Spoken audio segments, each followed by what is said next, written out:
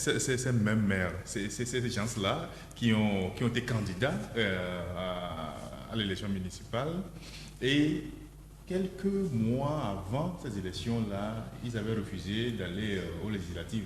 Et on ne sait pas ce qui a changé entre-temps dans la loi et ils sont devenus maires. Non, moi je ne vais pas parler d'eux pour leur faire honneur, en toute sincérité, parce que je n'aime pas du cafouillage. Tout ce qu'ils ont présenté là, c'est du cafouillage.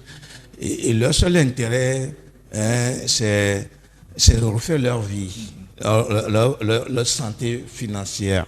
Parce qu'à un moment donné, ils ne se retrouvaient plus. Et puis encore, il y en a qui, dont l'âge avance rapidement, et ils savent, s'ils ne savent pas faire, ils n'auront rien en retour, peut-être pour leur progéniture. Et donc, c'est pour ça que moi, cette histoire, j'en avais débattu assez. J'avais même dit que ce n'est pas important, ce ne serait pas sérieux que les politiques ou les politiciens participent à cette élection-là. Qu'on laisse l'opportunité aux communautés de présenter des gens sur qui elles comptent et que ces gens-là, lorsqu'ils seront élus comme maires, ils sont dans la localité, ils la connaissent mieux, ils la maîtrisent, ils sauront de quoi faire pour quand même améliorer l'état de leur communauté. Mais malheureusement, comme des gens ne sont pas satisfaits, des gens veulent toujours pas des intérêts égoïstes et personnels, ils sont allés à ces élections-là. Et ce qui dérange, et ce qui fait, ce qui est pitoyable, et qui ressemble à une pure humiliation, la ville de Lomé, Lomé d'Agué, jusqu'ici, ça ne fait pas encore un quartier de certains pays. La ville de Lomé, le Grand Lomé là, ça ne fait pas encore le quartier de certains pays. Et on a subdivisé ça en 13 communes. Et on a partagé des quartiers aux gens. Et on leur dit que vous gouvernez, vous êtes maire. On a les quartiers de Lomé. Et prenez. Et vous êtes maire pour ces quartiers-là. Et ils sont contents, ils disent qu'ils sont maires. C'est ça qui se passe au Togo. Et des gens sont trop contents, ils ne disent rien. Hier, ils avaient les verbes les plus durs. Aujourd'hui, ils n'en trouvent plus. Et moi, ce qui me dérange, on a dit, ils ont fait 2 ans d'expérience. On a dit, quand on vous a donné de l'argent et que vous n'avez pas bien utilisé l'argent, maintenant, on coupe cet argent-là, on donne une partie à quelqu'un qui n'est pas élu. On dit que c'est lui-là qui va faire le travail à votre place et vous croisez les bras, vous regardez. Vous croisez les bras comme nous 3 là. Vous regardez. Peut-être que vous avez 2 noix de palme dans la bouche, vous ne pouvez pas parler.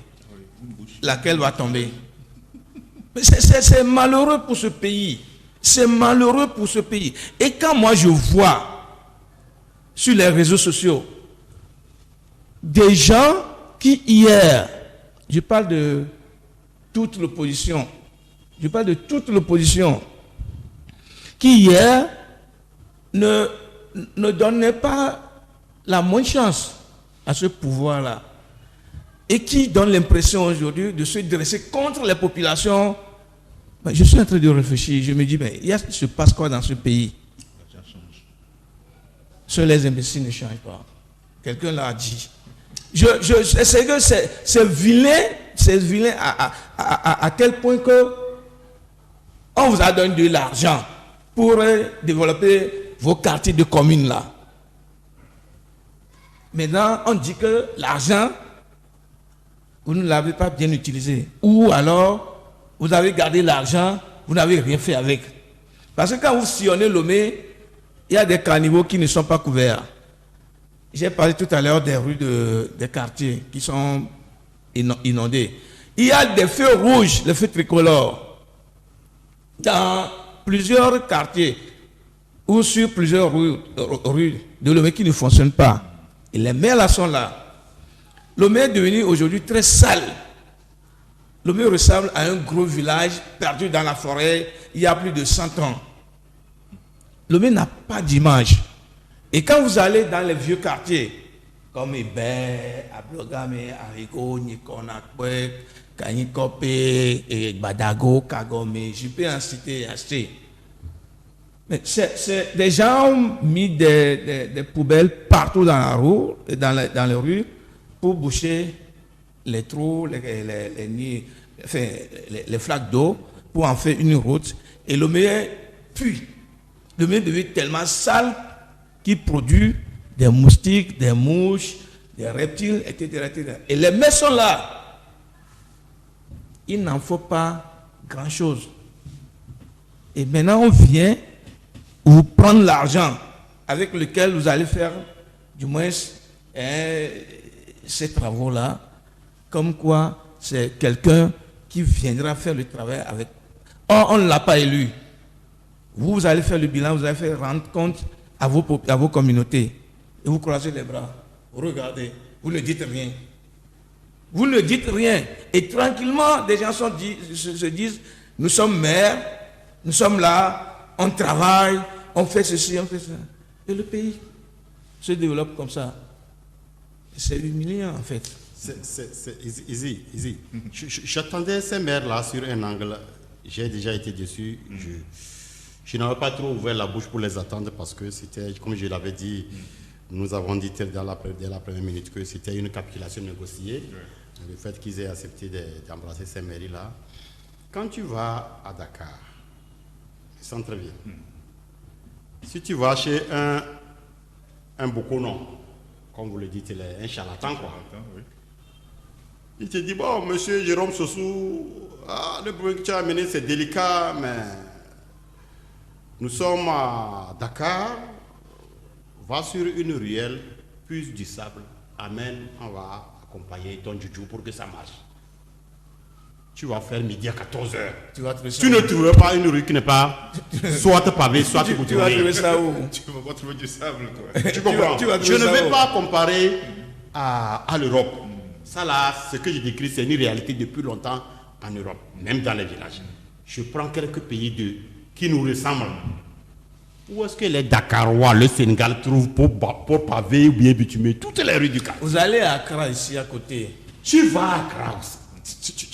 Cette image est en train de venir. Talon est en train d'amener la même image au Bénin, à Cotonou. Où est-ce qu'ils trouvent l'argent et que nous, on n'en trouve pas? Nous, on vole d'abord. Et que si on voit une seule ruelle mal bitumée ou bien mal pavée, elle va quelque part parce qu'il y a une maîtresse là-bas. C'est où? C'est chez quel partenaire, eux autres, on coupe leur argent, on les remet. Et nous, on ne peut pas aller là-bas. C'est parce que vous n'êtes pas sérieux. Je vous ai dit que les gens ont reçu beaucoup de milliards ici. On a mis sur des comptes des individus. C'est-à-dire, c'est l'argent de la République. Soit un ministère, soit... Mais on met sur ton compte quoi? De façon que tu es le seul détenteur de la signature.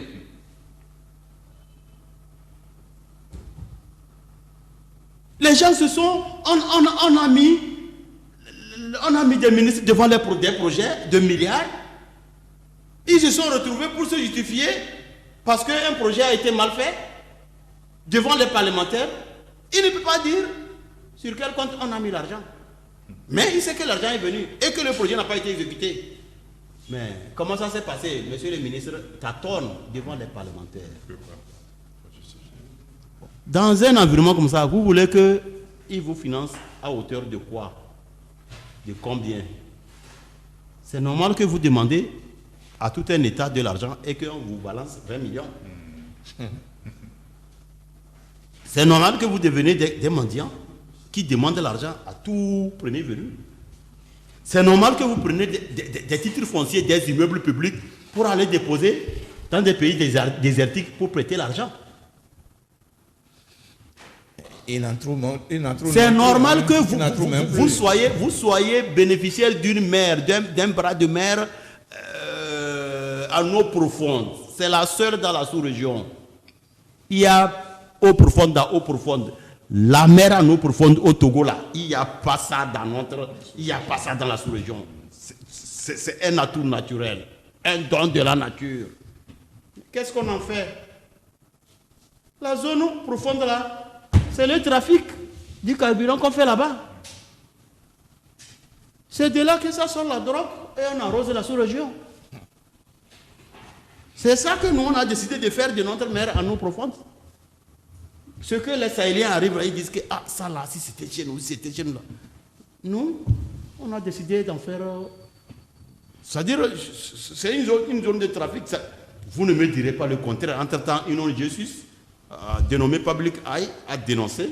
Mais ça n'a pas changé. L'activité continue. Quand on vole les 1/3 du pétrole au Nigeria, on prend du pétrole dans la zone Ara, Amsterdam, Rotterdam, Anvers, ça vient se retrouver là-bas, à 15 km de nos eaux profondes. On fait les mélanges toxiques, on vient nous vendre une partie on vend au pays de l'Interland. C'est le trafic, un trafic international, c'est-à-dire que vous avez décidé d'offrir votre mer en eau profonde pour un trafic international. Bon, quel partenaire donc va vous prendre au sérieux? Quand les gens viennent, ceux qui vous prêtent l'argent estiment qu'ils viennent, ils vous visitent, ils disent en tout cas, si moi je suis ici en tant que responsable, voilà les atouts que votre situation géographique offre. Il vient 2-3 fois, vous ne faites rien pour prouver que vous avez appris de lui.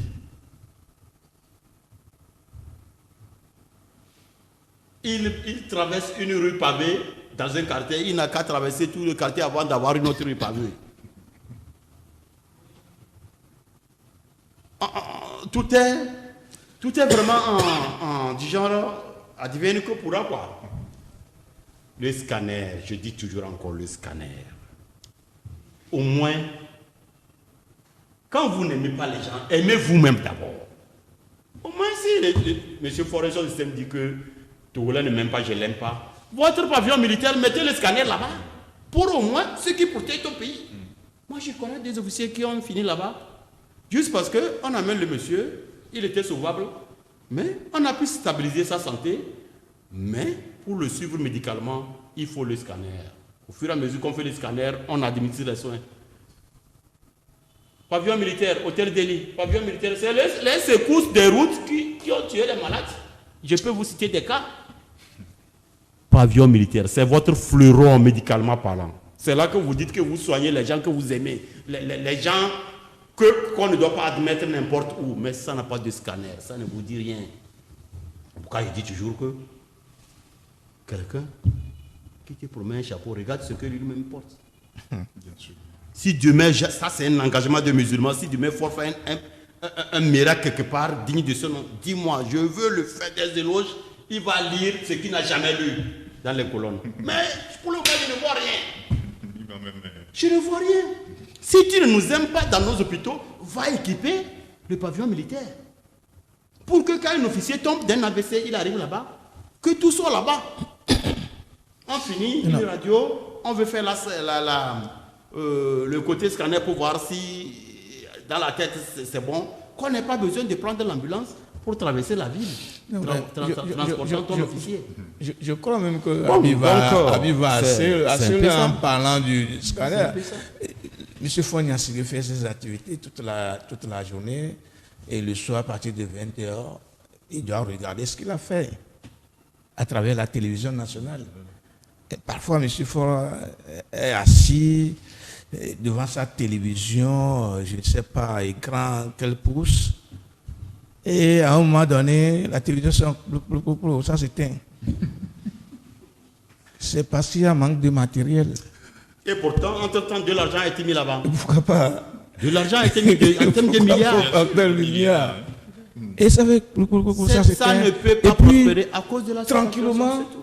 Je ne pense pas que M. Fogna va encore continuer peut-être à manger, à quand tout le monde est mouillé et qu'on se tient par solidarité dans les crimes, monsieur l'officier, vous avez fait 5 ans ici, voici vos gaffes, vous avez quitté, vous restez là-bas, ce n'est plus bon pour vous, mais taisez-vous, sinon, quand vous avez fait le séjour aussi, on sait ce que vous avez fait, on sait ce que vous avez mangé. Il se quasi-était. La dernière fois, on a débattu ici, on a parlé des trucs d'inspection de l'armée, on a débattu tout ça là, ceux qui veulent faire les éloges ont fait, mais permettez que j'apporte un complément. par insuffisance d'informations, à l'époque, nous avons dit que c'est la première fois que nous entendons parler de l'inspection de l'armée au Togo. Ce n'était pas juste. Il y avait un inspecteur de l'armée au temps de Yadema. Le premier inspecteur de l'armée, c'était Kofi Congo.